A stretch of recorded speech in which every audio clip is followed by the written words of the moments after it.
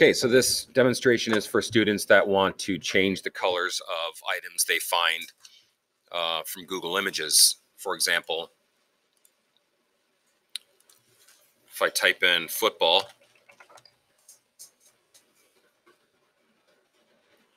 of course you want to do larger than 2 megapixels. And because I don't want to cut it out, I'm going to choose transparent. It doesn't have to be a real football, it can be cartoon looking. It's totally fine. Guess I should just get to picking one here. Try this one.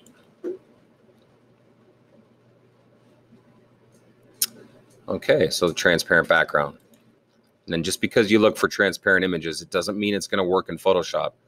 If it won't open, you just have to keep trying and finding different images. Save image as. I'm going to leave it on my desktop. Just in case that doesn't work, I'm going to find another one. I might even try a soccer ball if the football doesn't work. Okay. So actually going back to PowerSchool, let's look at the assignment. Canvas is 10 inches by 10 inches, 300 transparent. I should probably type inch inside that. All right, so Photoshop, what I have here is already made a 10 by 10, 300 transparent. And what I did in the first layer is I went to the custom shape tool and I found a circle that serves as a guide to put my items around. You don't have to do this. And I held down shift. Okay, that's nice. Actually, at that time I didn't hold down shift. But if you hold down shift, you can make a perfect circle and just fill it with a temporary color and take the opacity down. And that's what I did. That serves as a guide. That is not a requirement. You don't have to do that, but this is going to help me organize my items around in a perfect circle because you do need to make a color wheel with the correct colors across from each other. Yellow being at the very top. So also in PowerSchool is a PNG of under assignments for this color wheel assignment. I'm going to move that right there. Use this color wheel PNG for your color wheel assignment. Use the eyedropper tool in Photoshop to select the colors from this color wheel. And if you click it, it'll go in your downloads. I already have it in my downloads. Now I'm going to open it up. And there it is. So I'm going to use those colors. That way the color accuracy can be perfect. Now, a lot of students for this assignment, they choose to do something like this. And unfortunately, this is not necessarily a very creative option because all you're doing is you're finding a picture, you're cutting it out, or maybe it's transparent. You're arranging it around a wheel and you're changing the color. There's nothing inherently creative about doing that, in my opinion.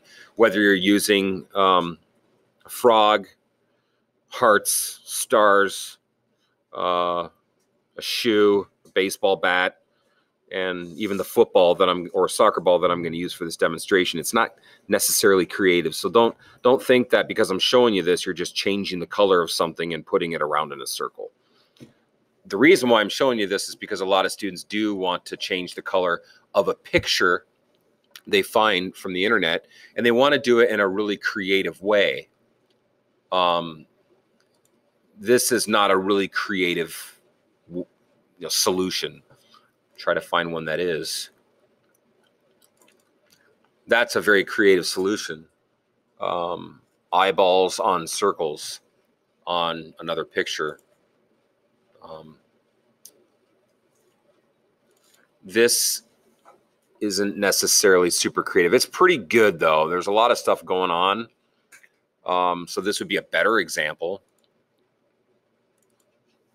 This has a whole theme to it with the bowling pins in the center and the nice gradient background. That has a theme going on.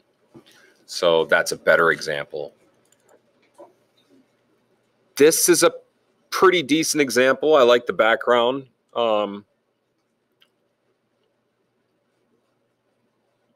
It has yet again, it has a theme. So more points for themes, I guess. Less points for just changing the color of something. I think you get the idea. Here we go. You're going to open up your item from the internet, and I can't emphasize this enough. You don't have to use the internet at all remotely. But in this case, I did. Okay, and to turn this black and white, the first thing we need to do is turn it black and white. So the command for that is Shift, Control, Alt, and the letter B. You have to hold them all down at the same time. Well, you can kind of, basically the same time. Shift, Control, Alt, and the letter B. And this black and white palette's going to come up. Now, you don't want it to end up being too dark, so you want to play around with these color sliders. That's too dark, so I'm going to move it just a little bit to the right, just to lighten it up a little bit. Maybe even a little bit more. Perfect. You want a lot of light grays. You don't want your item to be too dark. Now I'm going to toss this in here. Close this out. I don't need to save it. I'm going to Control T and put it at the top. And if you're a perfectionist like me when it comes to art stuff, Control and the letter R. See that right here? Control R. You have a ruler right here. In fact, I'm going to show you even. I changed the view of my workspace. There. See, watch this. Control R. They go away. Control R. Photoshop rulers. Grab this over here. Hold down your mouse. If this is a 10 by 10, it's now a 5 by 5. That was already there. Ah! Grab it. You can actually grab it and put it back and move it down. And to hide your rulers, it's Control H for hide. Control H, Control H. And that'll also help you move it around. You don't need to do this circle thing. All right, so getting back to changing the color. What you want to do is make a blank layer and title it the name of your color. This is yellow. I'm going to do it in all caps so I can't mess up. Here we go. All right, I want to select this. The magic wand is not going to work. You don't want to use a lasso. The easy way to select this whole football is to hover your cursor in this thumbnail. This is not the thumbnail. This is the thumbnail. This is not the thumbnail. This is the thumbnail, the layer thumbnail. Control, click. Selected. Lock this, just like the cloning assignment. You're going to do it on the blank layer. Press I for the eyedropper. Grab this yellow. Click. It puts it right here. Come back over here.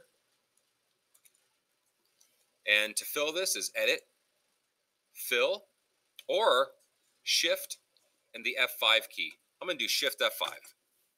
Make sure it doesn't say foreground or content aware. Always check. Make sure it's foreground color. Okay. All right. Can't see the picture of the football, can you? No, you can't, Russ. So what you want to do is use a blending mode. Luminosity is not yellow. That's yellow. That's not very good. That's definitely not yellow. I want to find one that matches the color.